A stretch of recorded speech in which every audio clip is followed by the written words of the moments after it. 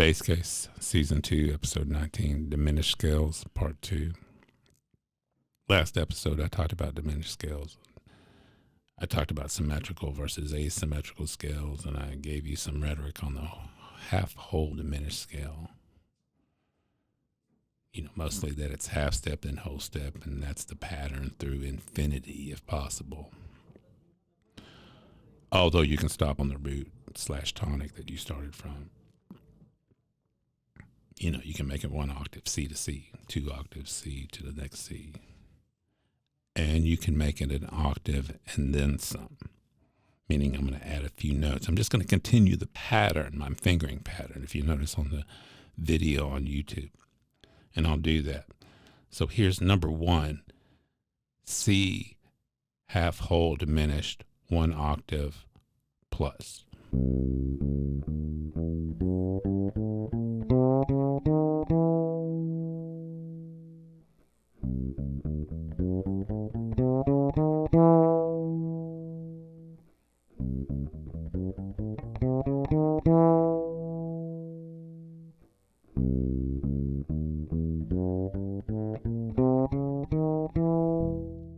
Okay, and if you look at the YouTube video on my channel, all I'm doing is just finishing that pattern. I'm going 1, shift 1, 3, 4, 1, shift 1, 3, 4, 1, shift 1 to that D flat, E flat, E.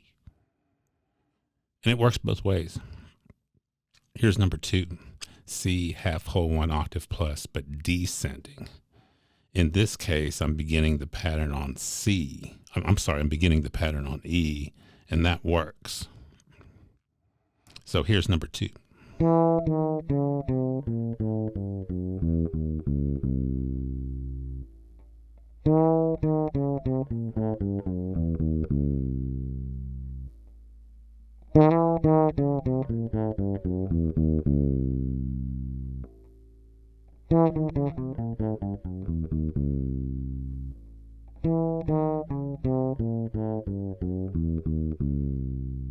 Okay, and like I said, as you notice, if you watch the YouTube video, I'm beginning the pattern on E and how that works, and more on that in a bit.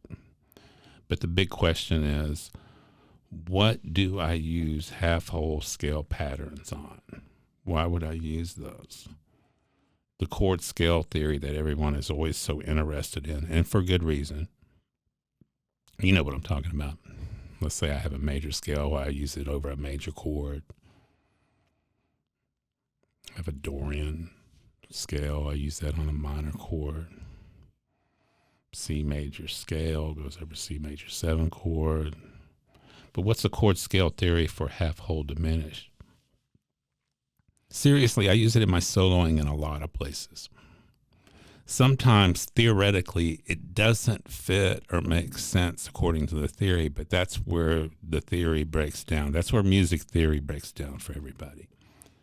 That music theory is exactly that. It's just a theory. So I'll use it on a chord, and then I resolve it into the next chord, and to my ears, it sounds good. But more on that later. What's a good match for half-whole diminished? Any jazz theory text, any jazz theory teacher is going to say, at some point anyway, that you use it with the dominant chord with a flat 9. The 5 chord with a flat 9. You know, you've seen those. Let's take the key of C minor. C minor 7 is the 1 chord.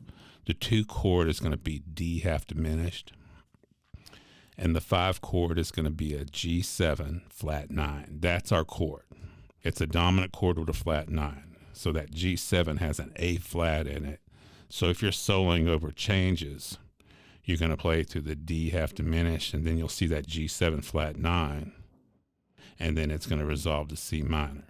1 bar, 1 measure each. When you get to that G7 flat 9 measure, that's where you fire off that half-whole diminished lick number 1. And you started on note G. So here it is as a reminder on G. Here's number 3.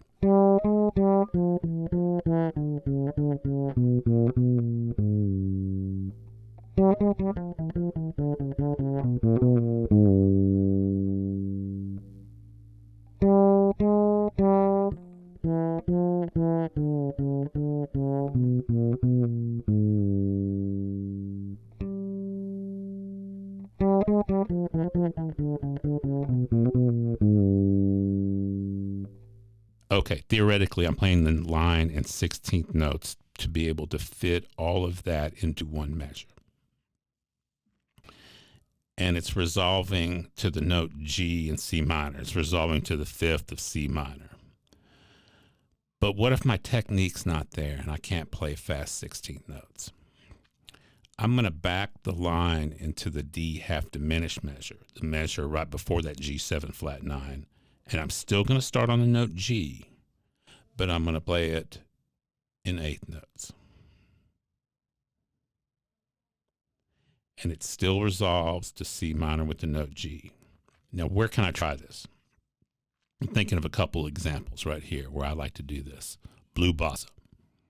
The second and fourth lines, which have that D half diminished G7 flat 9 to C minor. It's 2, 2, 5 in minor, right?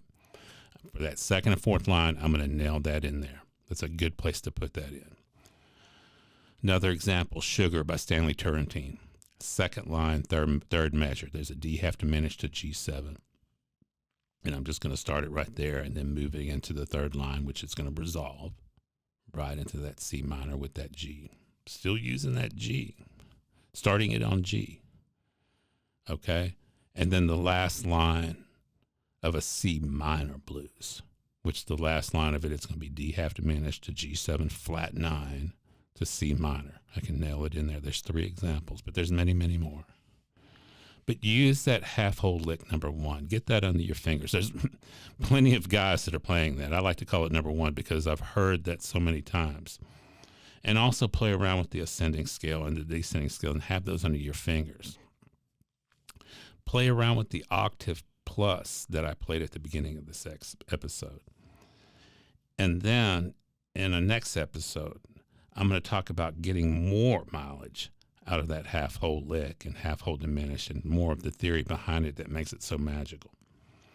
If you have questions, email me at phil@basscase.co. I'll talk to you soon.